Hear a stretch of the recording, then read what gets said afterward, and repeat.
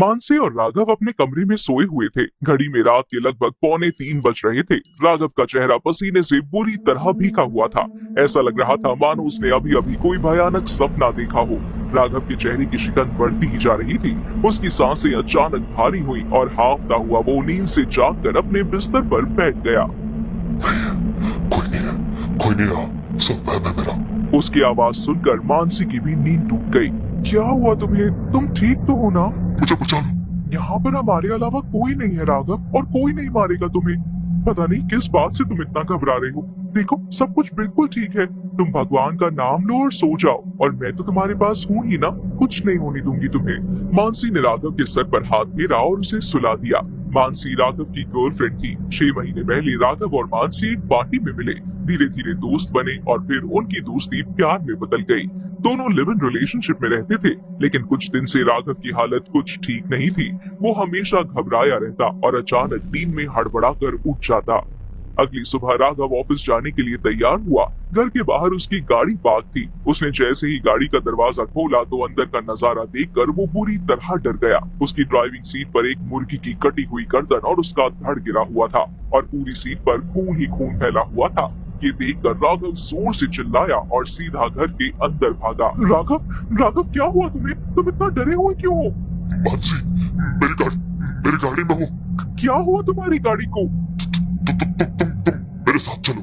राघव मानसी को बाहर लेकर गया, लेकिन जब उसने मानसी को गाड़ी का दरवाजा खोलकर दिखाया तो अंदर कुछ भी नहीं था। यहाँ तक कि खून के छींटे भी सीट पर नहीं लगे थे।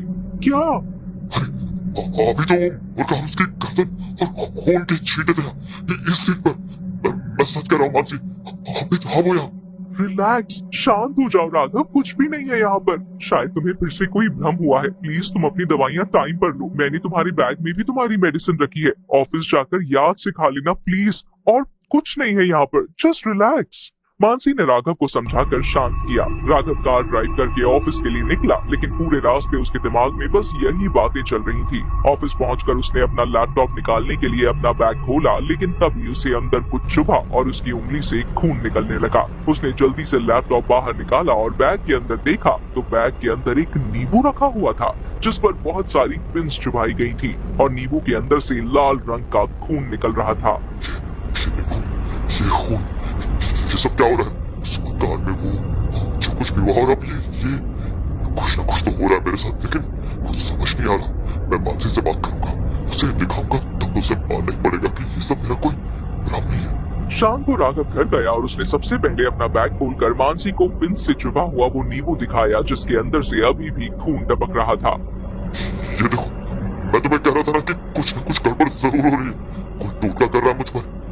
कोई चाहता है कि मैं पागल हो जाऊं, मर जाऊं। शांत हो जाओ राघव, शांत हो जाओ। घर में हम दोनों के अलावा तो कोई रहता भी नहीं है, तो फिर तुम्हारे बैग में ये किसने रखा? सुबह तो घर पर बस मिसेस शर्मा अपने बेटे की शादी की मिठाई देने आई थी। उनके अलावा तो घर पर कोई आया भी नहीं है।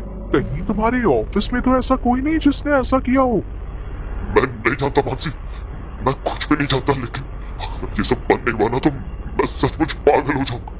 नहीं, तुम चिंता मत करो राघव, मैं कुछ करती हूँ। अच्छा चलो अब तुम चेंज कर लो और खाना खा लो। मानसी ने पहले राघव की नजर उतारी और फिर दोनों के लिए खाना सर्व किया। राघव ने खाने के कुछ निवाले तो ठीक से खाए, लेकिन थोड़ी देर बाद वो खाते हुए अचानक रुक गया। उसकी प्लेट में अनगिनत कॉकरोच और कीड़े देख रहे थे। उसने अपनी प्लेट को दूर फेंक दिया और खाने के निवाले को चिल्लाते हुए मुंह से बाहर निकालने लगा। राघव क्या हुआ तुम्हें? तुमने इस तरह खाना क्यों फेंक दिया? इस खाने में कीड़े, मैंने कीड़े खा लिए।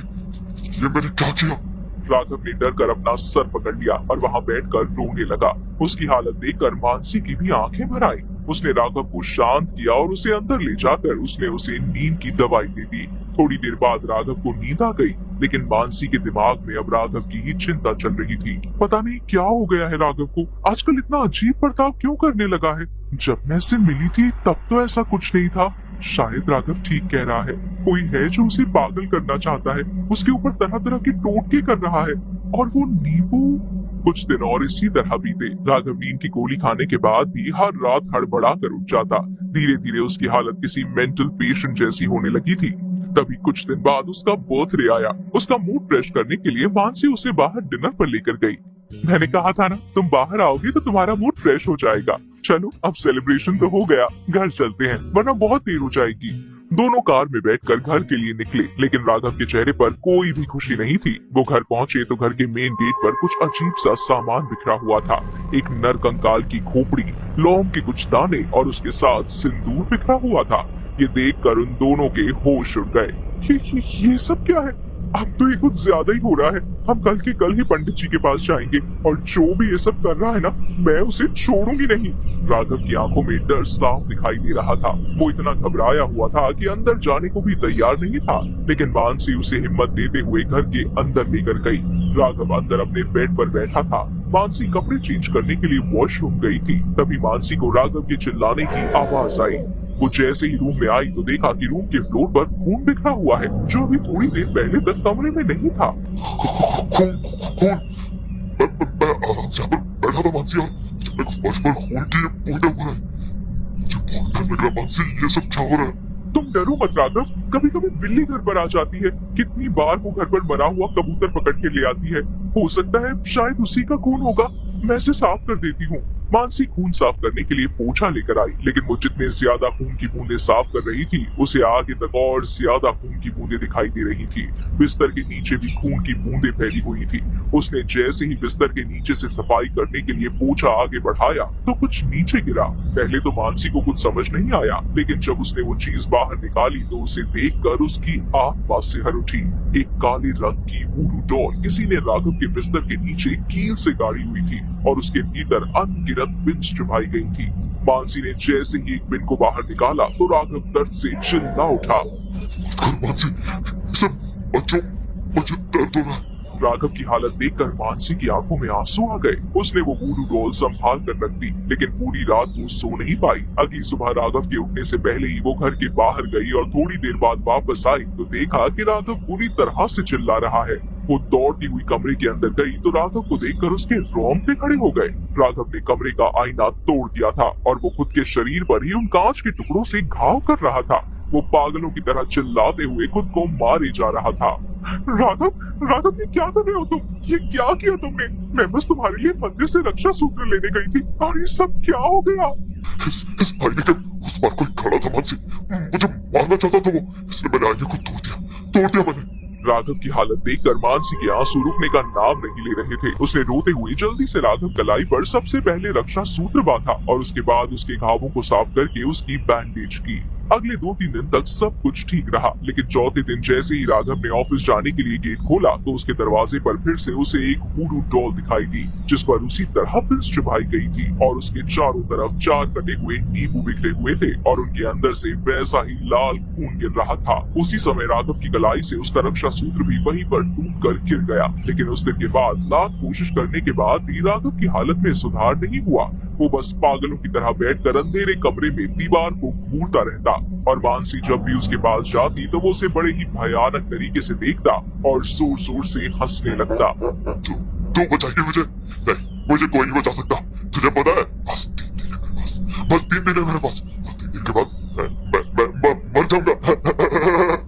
अब मैं ये सब नहीं संभाल सकती। मैं आज ही राघव के घर वालों को कॉल कर दूंगी। मुझे कुछ भी करके राघव को बचाना होगा। मानसी ने राघव के घर वालों को कॉल किया। वो गांव में काफी दूर रहते थे तो राघव के पास पहुंचते पहुंचते उन्हें लगभग 2 दिन लग गए। 2 दिन बाद वो घर आए तो घर की डोरबेल बजी। मानसी दरवाजा खोलने ही गई थी, तभी उसे अंदर से राघव की चीख सुनाई दी। वो सभी जल्दी से दौड़कर अंदर कमरे में गए तो राघव अंदर नहीं था, लेकिन वॉशरूम से पानी चलने की आवाज आ रही थी। उन्होंने अंदर जाकर देखा तो राघव ने अपना सर वॉश बेसिन के कांच में नहीं मारा था। पूरे बाथरूम में उसका खून फैला हुआ था। उन्होंने उसे जैसे तैसे करके बाहर निकाला, लेकिन जब तक वो उसे अस्पताल लेकर गए तब तक राघव अपनी आखिरी सांसें ले चुका था, लेकिन अभी भी उसके चेहरे पर एक भयानक मुस्कान थी। उसके घर वालों का रो रो कर बुरा हाल था। मानसी की आंखों में भी आंसू थे। वो ये सब कुछ सह नहीं पा रही थी कि जिस लड़के के साथ उसने शादी करने के सपने देखे थे वो इस तरह चल बसा। मानसी खुद को संभालते हुए अस्पताल से बाहर आई, लेकिन तभी उसने अपने हाथ की तरफ देखा और मुस्कुराने लगी। उसके हाथ में वही वूडू डॉल थी जिसका चेहरा पूरी तरह से खराब हो चुका था। तुझे क्या लगा मेरी बहन की जिंदगी बर्बाद करके तू आबाद हो जाएगा? प्रेग्नेंट थी वो और तुमने उसे अपनाने से इनकार इनकार कर दिया। तेरी वजह से मेरी बहन को मरना पड़ा। नहीं सह पाई वो ये सब। और देख, आज मेरे हाथों तू भी मारा गया। कितना सुकून मिला है मुझे आज। मेरी बहन का बदला पूरा हुआ। अब उसकी आत्मा मुक्त हो पाएगी। लेकिन तेरी आत्मा को तो शायद मरने के बाद भी मुक्ति नहीं मिलेगी।